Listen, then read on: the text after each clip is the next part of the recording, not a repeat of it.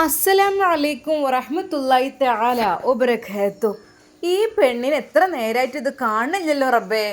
വല്ലാത്തൊരു പുതുമന്നെയാണ് ഈ കുട്ടിനെ കൊണ്ടുള്ളൊരു അതാബ്. ഒക്കെ കഴിഞ്ഞപ്പോൾ നേരം വൈകി വരാനും തുടങ്ങിയ ഓളോളം ഇഷ്ടപ്രകാരം പഠിച്ചാൻ പോണേ, എഴുതാൻ പോണേ, എന്തുമാണെങ്കിലും ആയിക്കോട്ടെ. എന്നാൽ നേരത്തിനും കാലത്തിനും പെരീക്ക് എത്തെങ്കിലല്ലേ. വല്ലാത്തൊരു പുതുമന്നെയാണിത്. എന്താ ഇജ് അവിടുന്ന് ഒച്ചപ്പാടുണ്ടാക്കണേ? എന്താ പ്രശ്നം? സീനത്തിൻ്റെ ഉപ്പ ചോദിച്ചു. സീനത്തിൻ്റെ ഉമ്മ പറഞ്ഞു, അതെ, ഓളിങ്ങോട്ട് എത്തിയിട്ടില്ല. സീനത്ത് എവിടെയാച്ചു നിൽക്കണേ? ഓളിങ്ങോട്ട് വന്നോളൂടി. ഇജിപ്പം ഇത് ഇത്ര ബേജാറാവാന്? സമയം ഇങ്ങോട്ട് നോക്കിങ്ങളെ.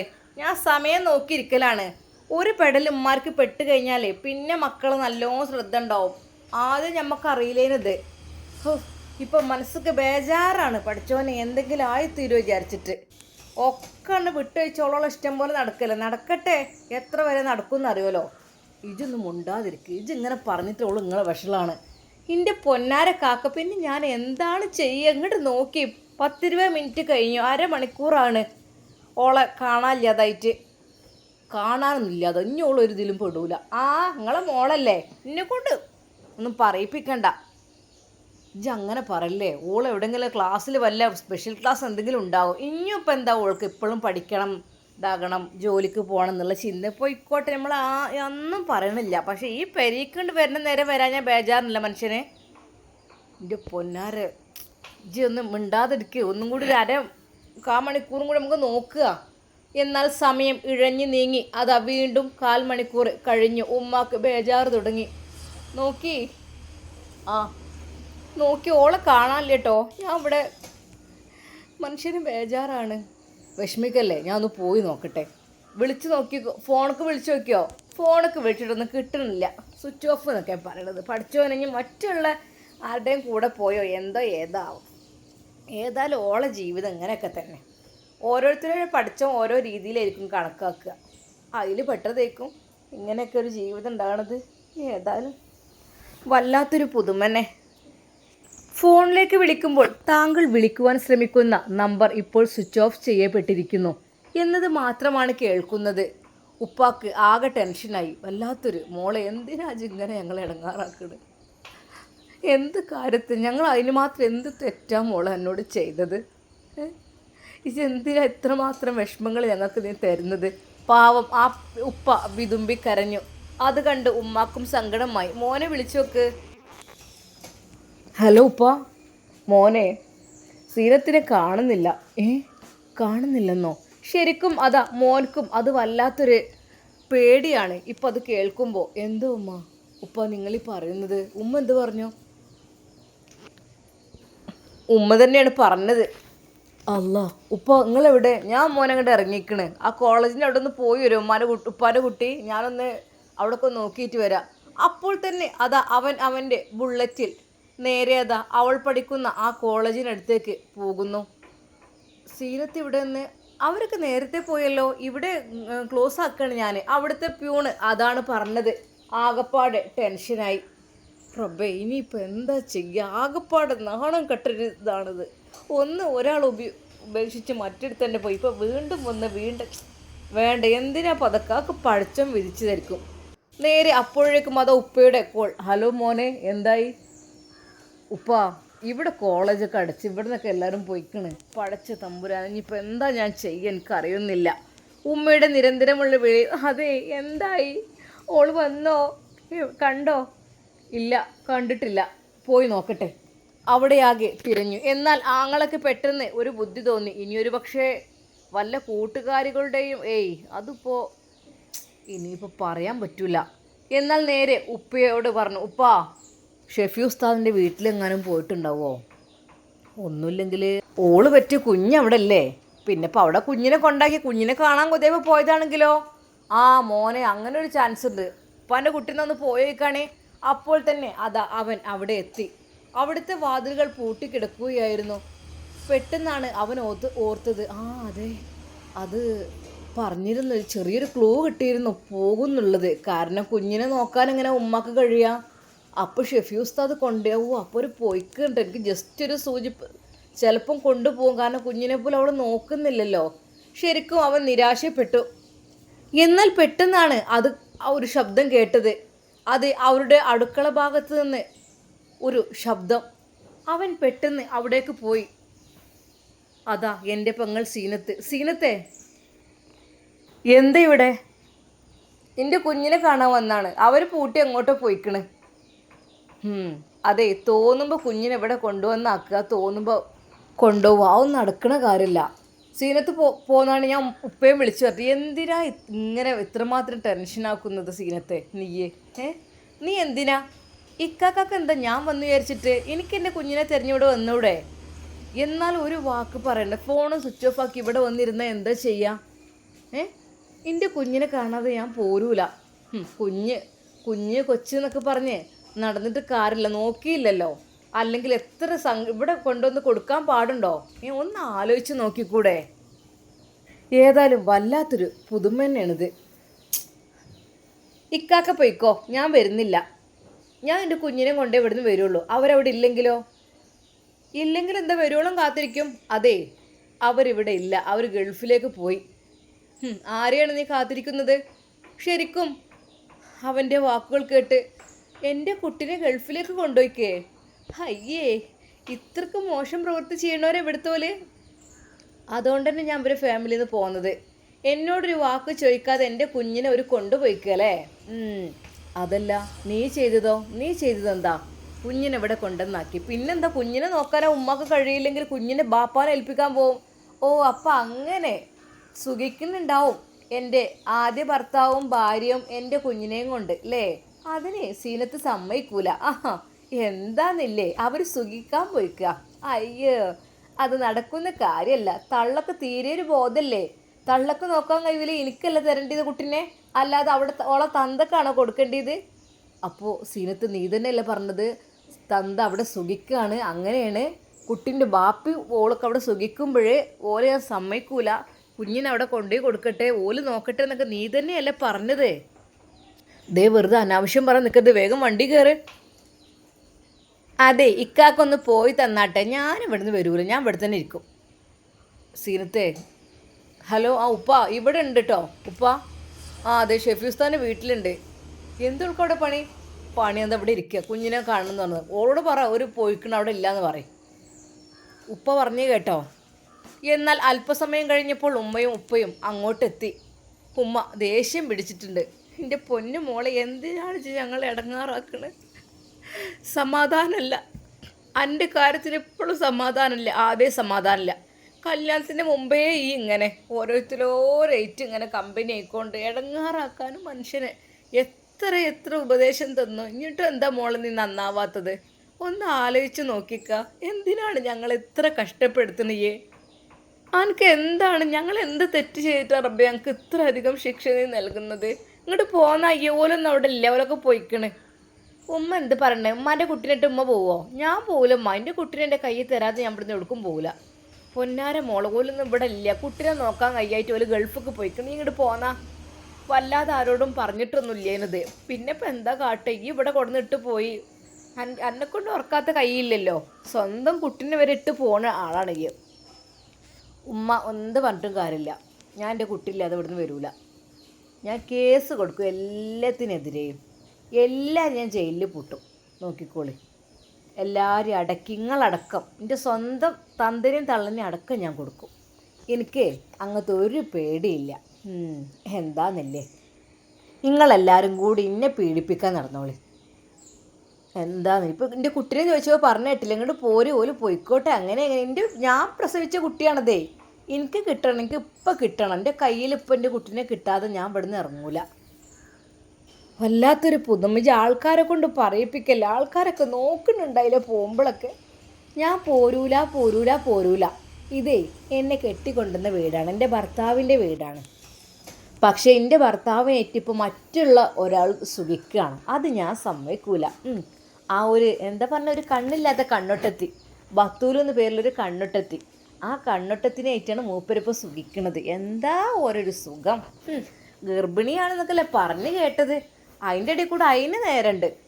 സ്വന്തം ഭാര്യനെ ഇവിടെ നോക്കാൻ നേരമില്ല. എടി, ഈ ചെറ്റത്തരം കാണിച്ചിട്ട് ഇപ്പോൾ എന്തെങ്കിലുമൊക്കെ വിളിച്ച് വിളമ്പിയിട്ട് ഒരു കാര്യമില്ല. ഈ ഇങ്ങോട്ട് പോര്. അല്ലാതെ അന്നെ നോക്കാൻ ഒരാളും വരൂല, ഓലൊക്കെ വിദേശത്താണ്. വിദേശത്തേക്കും പോയില്ലേ? നടക്കട്ടെ, എന്താ നിൻ്റെ കുട്ടിനെയും കൊണ്ടുപോയി സുഖിക്കണത്? സീനത്ത് പുലമ്പിക്കൊണ്ടിരുന്നു. ശരിക്കും സീനത്ത് അവർക്കൊരു തലവേദനയായി മാറുകയാണ്. കാരണം മറ്റൊന്നുമല്ല, ആങ്ങളയുടെ കല്യാണത്തിൻ്റെ കാര്യം നോക്കാനുണ്ട്. ഒരു പെങ്ങൾ ഇവിടെ ഇങ്ങനെ ഇരിക്കുകയാണെങ്കിൽ പെങ്ങളുടെ കാര്യത്തിൽ ഒരു തീരുമാനമാക്കാൻ കഴിയാത്തതിലും അവനക്ക് നല്ല ടെൻഷനുണ്ട്. കാരണം മറ്റൊന്നുമല്ല, ഒരു പെണ്ണ് കയറി വരുമ്പോൾ ഇത്തരം സ്വഭാവമുള്ള ഒരു പെണ്ണ് വീട്ടിലുണ്ടാകുമ്പോൾ എങ്ങനെ റബ്ബേ ഒരു സമാധാനം കൊടുക്കും? എനിക്കറിയില്ല. അവളെ നല്ല രീതിയിൽ കെട്ടിച്ചയച്ചു. വീണ്ടും ഇതാ ആ നല്ലൊരു പോലീസ് ചോദിച്ചു വന്നു. പക്ഷേ അതിൻ്റെ നിർദ്ദേശം അതൊക്കെ തട്ടിത്തെറിപ്പിച്ചാണ് അവൾ കളഞ്ഞത്. വല്ലാത്തൊരു സാധനം.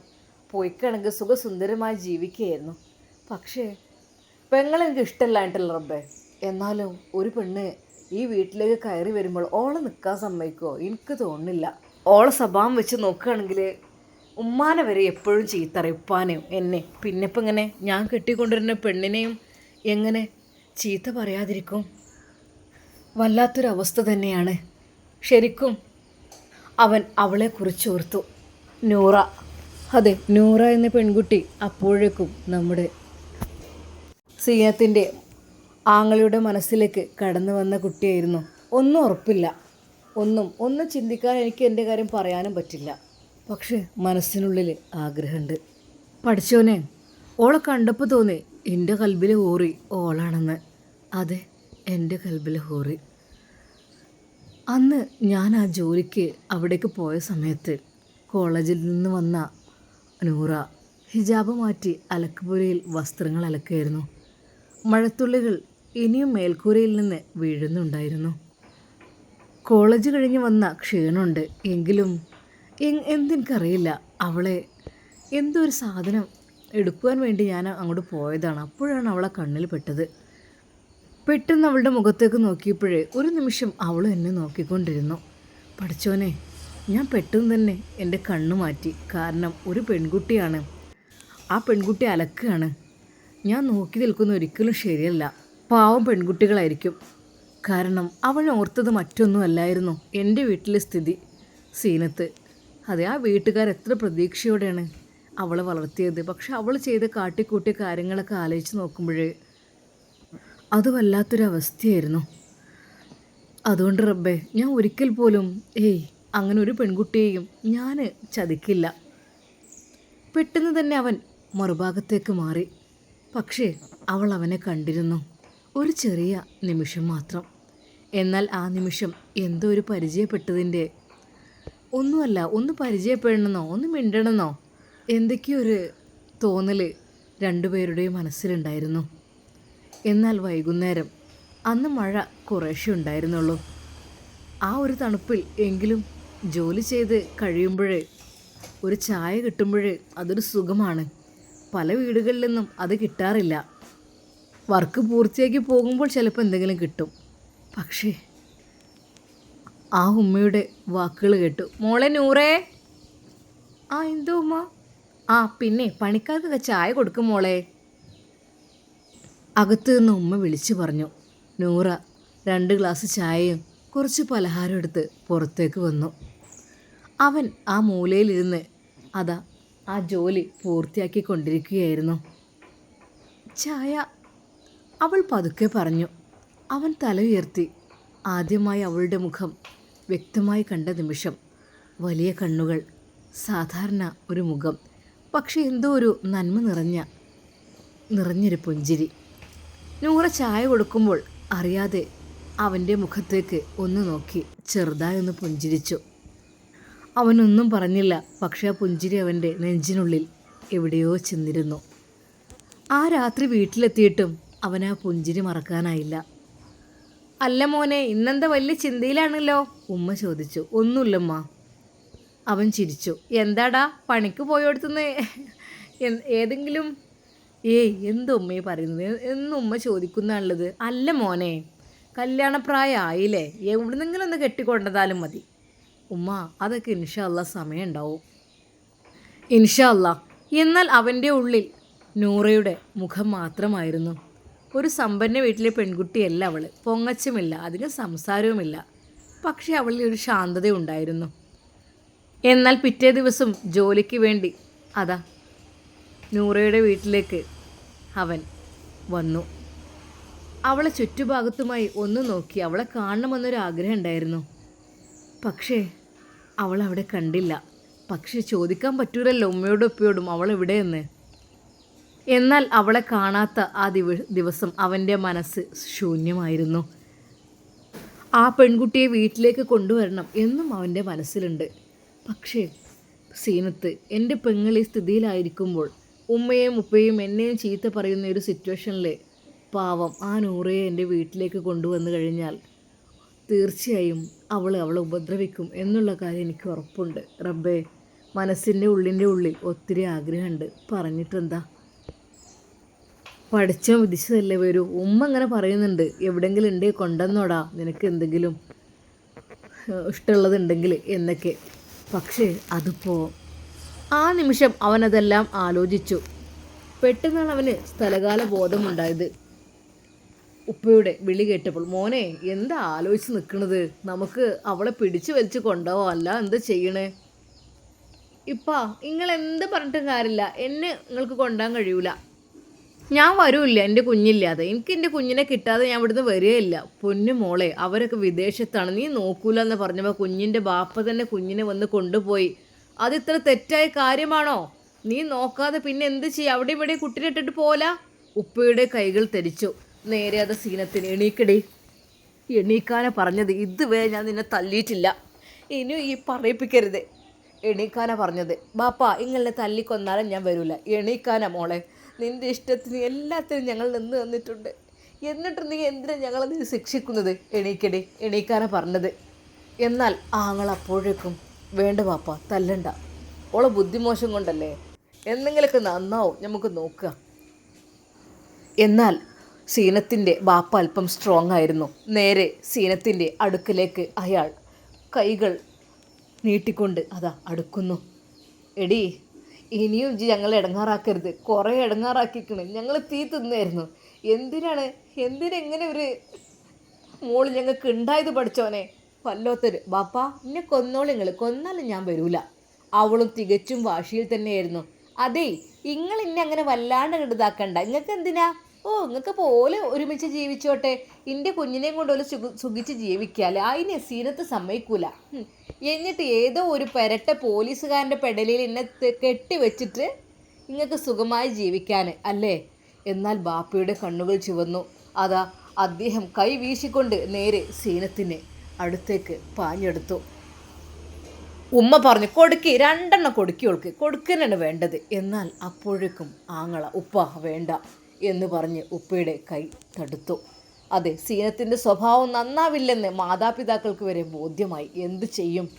സ്വന്തം പെറ്റ ഉമ്മയെയും ഉപ്പയെയും ചീത്ത പറയുന്ന പെണ്ണ് സീനത്ത് എങ്ങനെ? എന്നാൽ അതാ നമ്മുടെ സീനത്തിൻ്റെ ആങ്ങളുടെ മനസ്സിലേക്ക് അപ്പോഴും നൂറയുടെ മുഖം കടന്നു വന്നു. നൂറ, ഇല്ല നൂറ, ഒരിക്കലും നമ്മൾക്ക് ഒരുമിച്ച് ജീവിക്കാൻ പറ്റില്ല മോളെ, കാരണം ഇതാണ് എൻ്റെ വീട്ടിലത്തെ സ്ഥിതി. എന്നാൽ സീനത്ത് അത്യധികം വാശിയോടുകൂടി അവിടെ തന്നെ ഇരിക്കുകയായിരുന്നു. ആ ഉമ്മയും ഉപ്പയും പൊട്ടിക്കരയുകയായിരുന്നു. ഇൻഷാ അല്ലാ, നമുക്കിതിൻ്റെ ബാക്കി ഭാഗം പിന്നീട് കാണാം. അതുവരേക്കും എല്ലാവർക്കും അസ്സലാമു അലൈക്കും വറഹ്മത്തുള്ളാഹി തആല വബറകാതുഹു. സീനത്തിനെ കുറിച്ച് എന്താണ് നിങ്ങളുടെ അഭിപ്രായം? ഇത്രക്കും നെറികെട്ട പെൺകുട്ടികൾ, ആൺകുട്ടികളൊക്കെ ഉണ്ടായിക്കഴിഞ്ഞാൽ ഏതൊരു ഉമ്മമാർക്കും ബാപ്പമാർക്കും അത് വല്ലാത്തൊരു തലവേദനയാകും. അതിന് മികച്ച ഉദാഹരണമാണ് സീനത്ത്. എന്താണ് നിങ്ങളുടെ അഭിപ്രായം? കമൻ്റായിട്ട് രേഖപ്പെടുത്തൂ. ഇങ്ങനെയുള്ള മക്കളെ എന്ത് ചെയ്യണം? എന്നാൽ അപ്പോഴും ആ പിതാവും മാതാവും വിചാരിച്ചിരുന്നത്, നൂഹ് നബിക്ക് ഒരു മകനുണ്ടായിരുന്നു. എത്രയൊക്കെ തന്നെ ഹിദായത്തിൻ്റെ വഴിയിലേക്ക് ആ കപ്പലിലേക്ക് കയറാൻ പറഞ്ഞപ്പോഴും അവൻ കയറിയില്ല. ഇല്ല, ഞാൻ കയറില്ല. അവൻ മുങ്ങി നശിച്ചു പോവുകയായിരുന്നു ഇബ്ലീസിൻ്റെ കെണിയിൽപ്പെട്ട്. അതുപോലെ ഹൈറും ഷെറും പടച്ച റബ്ബിൽ നിന്നാണ്. ഇതുപോലുള്ള മക്കളെ തൊട്ട് പടച്ച റബ്ബ് കാത്തു രക്ഷിക്കട്ടെ. ഇതുപോലുള്ള മക്കളുടെ അവസ്ഥ എത്രയോ കണ്ടിട്ടുണ്ട്. ആ ഒരു അവസ്ഥ കണ്ടതിന് ശേഷമാണ് ഞാൻ ഈ ഒരു സ്റ്റോറി തന്നെ പറയാൻ തുടങ്ങിയത്. നിങ്ങൾക്ക് ഓർമ്മയുണ്ടാകും ആ ഒരു സ്റ്റോറി. ഇൻഷാ അല്ലാ, നമുക്ക് ബാക്കി കാണാം.